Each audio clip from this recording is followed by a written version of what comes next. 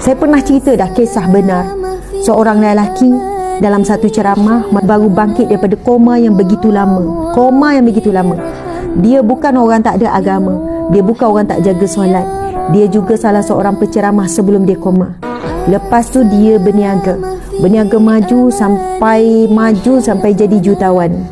Subhanallah, dia punya branch hampir satu Malaysia. Lepas tu Allah uji perniagaan, jatuh kebakaran ini dan tragis, dia berakhir dengan koma. Dia cerita tu dengan keadaan menangis. Dia kata, Ustazah, dalam tempoh saya koma, ini kisah benar ni, bagaimana dalam keadaan dia koma, dia kata, saya ingat memang saya mati. Sebab real sangat Ustazah.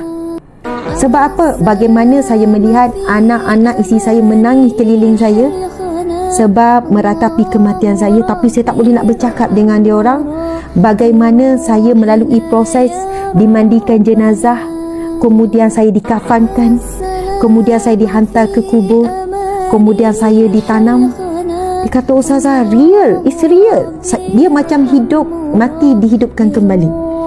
Dia kata, saya melalui semua tu. Subhanallah. Dan Ustazah tahu tak apa yang saya nak buat masa tu? Apa yang saya nak buat?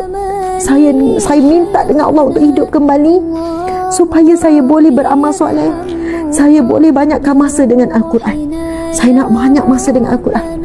Sebab masa nak dihantar ke kubur tu, yang difikir adalah Al-Quran. Ada tak Al-Quran nak teman? Ada tak bacaan yang nak teman? Ada tak bacaan yang nak jadi pelindung ni? Ada tak takut sangat dia dihantar ke kubur? Sebab tahu dah ni, saya dengar menaik bulu roma saya menangis. Dia kata, Ustazah, memang benar gambaran-gambaran yang kita dengar daripada Nabi Muhammad, yang kita dengar daripada guru-guru, daripada ahli ulama, gambaran suasana kita nak ke kubur itu saya lalui. Lepas tu, dia kata bila masuk ke kubur, dia kata sebaik berapa langkah saja keluarga tinggalkan. Subhanallah, rupanya semua ini bayangan ketika dia koma, bukan benar-benar berlaku. Memang benar, terus datang malaikat terus datang Ustazah. Kemudian soalan pertama yang ditanya kepada saya, mana Rabbuka, siapakah Tuhan kamu? Dia kata, Ustazah, saya nak jawab Allah, tapi saya tak boleh nak jawab. Saya tak boleh nak jawab Allahu Rabbi, Allah itu Tuhanku, Allah itu sembahanku. Saya tak dapat jawab Ustazah. Dia kata gitu. Saya kata, tak dapat jawab? Tak dapat Ustazah, tak dapat. Walaupun hati saya kuat nak jawab, saya tak dapat jawab. Dan apa yang berlaku, dia kata saya kena pukul dengan satu belati, satu pukulan. Dia kata di dunia ni saya tak boleh nak gambarkan. Kalau nak gambarkan macam bagaimana alat pemukul tu. Maksudnya kalau kita kata rotan, kita boleh bayar rotan kan? Kalau dia kata satu benda yang macam besi, tajam, dia tak boleh nak ceritakan. Gambaran tu tak ada seumpama di dunia. Saya dipukul sebab tak dijawab, saya dipukul dan saya jatuh ke dalaman yang sangat dalam dan kesakitan tak boleh digambarkan. Dan itulah yang saya lalui sepanjang saya koma. Lepas tu saya sedar daripada koma. Perkara pertama yang saya buat ialah, lepas semua keluarga, semua doktor semua terkejut, saya bangkit semula. Perkara pertama yang saya buat adalah, ialah anak isteri semua masih bersama dengan saya.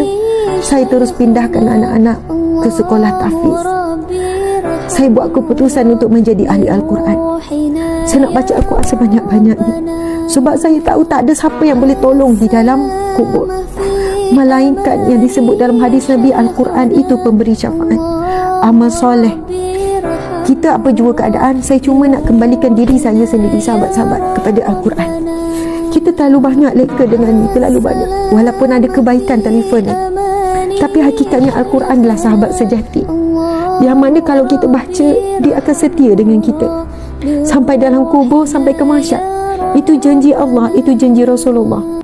Al-Quran ini ada semuanya, ada penawar, ada jawapan setiap persoalan, tapi kena baca dengan terjemahan.